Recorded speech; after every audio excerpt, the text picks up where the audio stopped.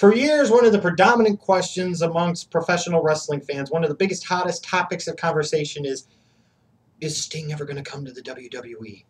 Will Sting ever come to the WWE? When is Sting going to join the dark side and go over to the WWE? And for years, this has been a discussion. And for years, this has been a popular, buzzworthy topic. And there's been certain teases at different times for the past, frankly, decade or so that would have led you to believe that Sting was actually going to come to the WWE, but for different reasons at different times, it just ultimately never panned out, and it never happened. But now it seems like more than ever, it's becoming a reality. It seems like more than ever that it actually is going to happen, that Sting is going to finally, after all of these years, make the jump to the WWE. But the big question is are you excited for Sting in WWE? And I'm almost more curious about your thoughts on this as opposed to sharing my thoughts. Now, surely I'm going to share my thoughts here with you for a moment or two, but I really want to know your thoughts on this because I'm kind of torn on this. Because on the one hand, we're talking about Sting, the icon Sting, one of the biggest stars of the wrestling business during my lifetime, the franchise piece, so to speak, of WCW for so many years, one of the truly great performers of my time, one of the truly great characters of my time that was able to entertain both his heel and his face and in different roles and in different ways for many years.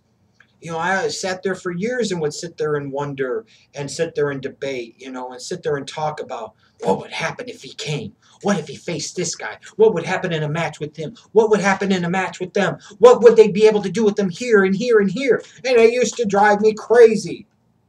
There's no doubt for a long period of time, I've wanted Sting to come to the WWE.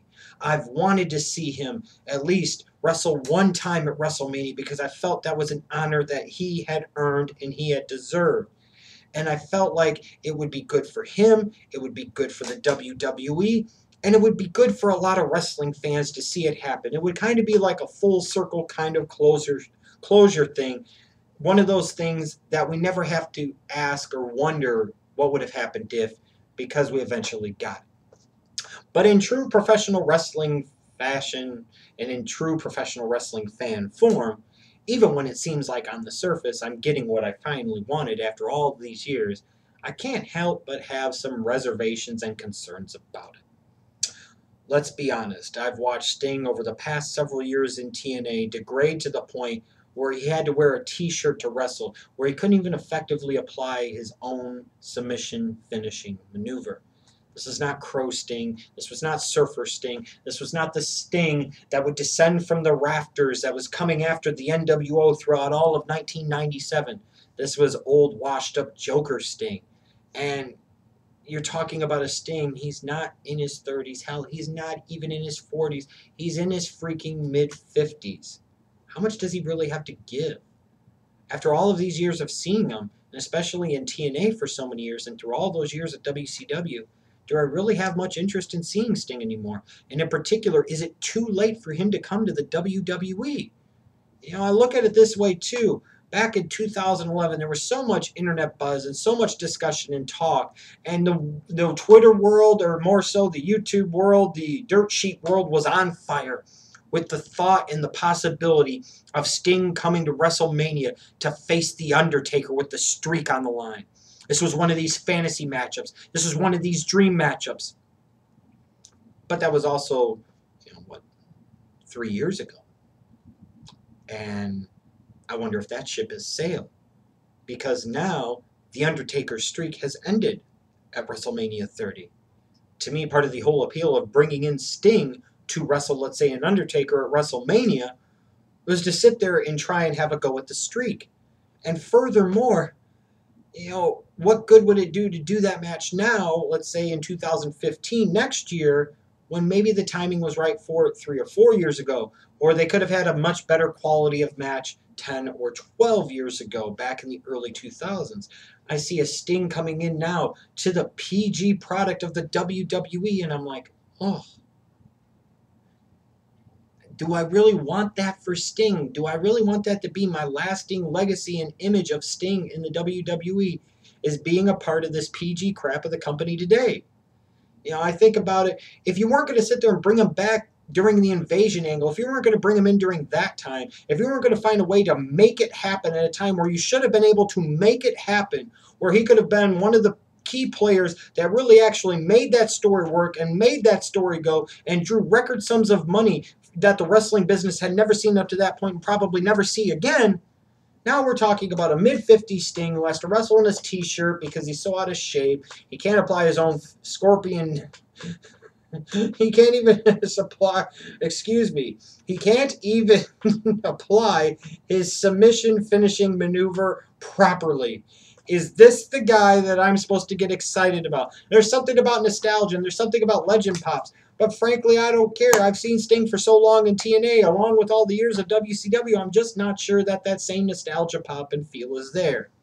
So I wonder, are you torn about this like I am? Are you unsure of how you feel about this like I am? Or is it one of these things where I'm overanalyzing and overthinking?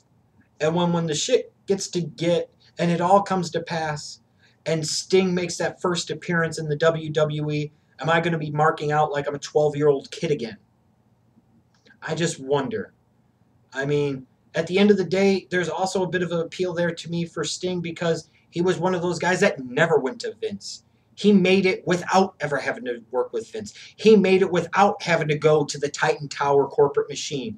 He made it without having to ever become a sports entertainer. And in some ways, it almost feels like, in a little bit of a way, for old ECW fans like me and old WCW fans like me, that we could say all the things we want about Sting, but the one thing we could never say about him was that he was a sellout.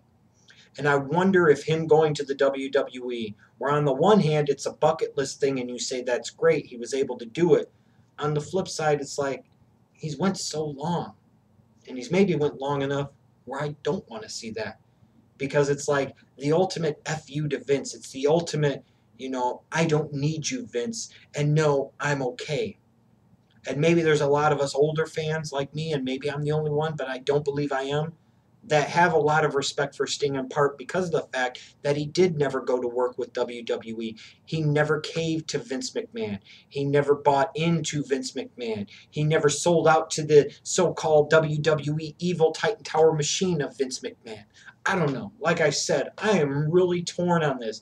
I want to be excited, and a part of me is super excited, but there's an equally big part of me that is unsure about this, and an equally big part of me that has some great reservations about this. So let me know what you think down below. Is it actually finally going to happen? And if and when it does, how are you going to feel about it? And how are you going to react to Sting coming to the WWE?